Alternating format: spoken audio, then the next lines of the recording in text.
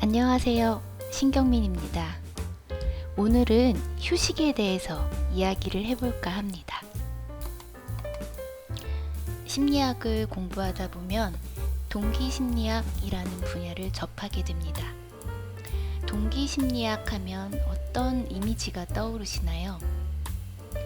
동기심리학을 공부하면 어떻게 하면 아이들이 공부를 열심히 하게 할 수 있을까? 어떻게 하면 우리 회사 직원들의 업무 효율성을 높일 수 있을까? 어떻게 하면 목표를 달성할 수 있을까와 같은 물음을 해결할 수 있겠구나 라는 기대를 하게 되죠. 그렇습니다. 동기심리학은 기본적으로 어떠한 행동을 하게 만드는 것에 주로 관심을 둔 학문입니다. 동기심리학에서는 특정 행동을 유도하는 방법, 원하는 행동을 했을 때 보상을 주는 방법, 동기를 높이는 방법 등에 대해 배울 수 있습니다. 최근 저는 1년이라는 꽤 긴 시간 동안 휴식을 취할 수 있었습니다. 직장을 다닌 이후 15년 만에 처음으로 가져본 장기간의 휴식이었네요. 처음 쉴 때는 너무 어색하기도 했고 이렇게 지내도 되는지 걱정이 되고 다시 일을 잘 할 수 있을지 조바심이 들기도 했습니다. 그래도 일단은 쉬어보자고 마음 먹었죠. 그런데 쉬기 시작한 지 3개월이 지나면서 저는 큰 변화를 한 가지 느꼈습니다. 바로 제가 자발적으로 무언가를 하기 시작했다는 것입니다. 그동안은 저에게 주어진 일들을 완수하기에 급급했고 스스로를 늘 수동적인 사람이라고만 생각해 마음 깊은 곳에서는 열등감을 느끼기도 했는데 쉬기 시작한 지 3개월 만에 그동안 상상만 해왔던 일들을 하나씩 능동적으로 실행에 옮기기 시작한 것이죠. 저는 무엇을 실행에 옮기기 시작했을까요? 첫 번째로 일기를 쓰기 시작했습니다. 글을 잘 쓰고 싶다는 생각은 늘 해왔지만 단순히 일기를 쓰는 것도 엄두에 나지 않았습니다. 해야 할 일들이 산더미같이 쌓여 있는데 일기 쓰기는 시간 낭비로 느껴졌던 것도 사실입니다.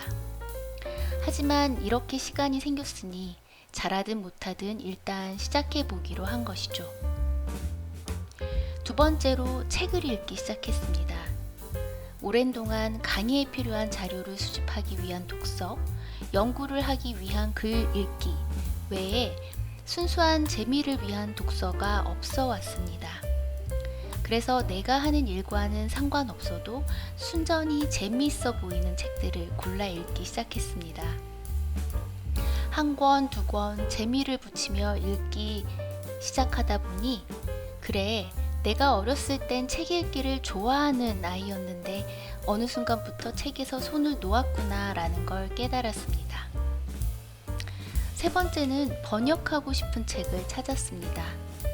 오래전부터 번역을 하고 싶다는 생각을 해오긴 했는데 막상 어떻게 시작을 할 수 있을지에 대해서는 한 번도 알아보지 않았더라고요. 여기저기서 자료를 수집하고 사례를 찾아보니 생각보다 어려운 일이 아니라는 걸 알았고 거절을 당하더라도 일단 시도는 해보자는 생각으로 출판사의 문을 두드려 보았습니다. 지금은 출판사와 계약을 해서 번역 작업을 진행하고 있네요. 어떻게 3개월 만의 휴식만으로 이런 변화가 생긴 걸까요? 조지 메이슨 대학의 윌리엄 헬튼 교수는 우리가 인지적 노력에 요구되는 일을 할 때 뇌가 점점 소모된다는 점을 지적하며 이를 심적 연료라는 용어로 설명하고 있습니다. 단순히 피로감이 쌓이는 것인지, 뇌에 찌꺼기가 쌓이는 것인지, 혹은 실행 기능이 손상되는 것인지 아직 정확하게 알아내지는 못했지만 이런 심적 연료가 고갈되면 우리는 번아웃 상태가 된다는 것입니다. 휴식은 이러한 심적 연료를 채우기 위해 꼭 필요한 요소라고 할 수 있습니다. 아마도 휴식을 통해서 저는 그동안 고갈되었던 심적 연료가 충분히 채워졌고 그 덕분에 능동적으로 하고 싶은 일을 찾아 나갈 에너지를 얻을 수 있었던 것 같습니다. 사람마다 필요한 휴식의 시간이 다르겠지만 저에게는 3개월이면 충분했던 모양입니다. 습관의 힘이 중요하고 미라클 모닝을 동경하며 끊임없이 자기 개발을 해야 하고 미래를 위해 무언가를 준비해야만 한다는 사회적 압박이 만연한 이 시대에 휴식과 쉼의 중요성을 한번 되새겨보면 어떨까요? 그동안 직장 생활하면서 가정을 돌보면서 열심히 공부하신 여러분들도 잠시 동안 충분히 쉬시면서 나에게 휴식은 어떤 의미인지 깊이 느껴보시길 바랍니다.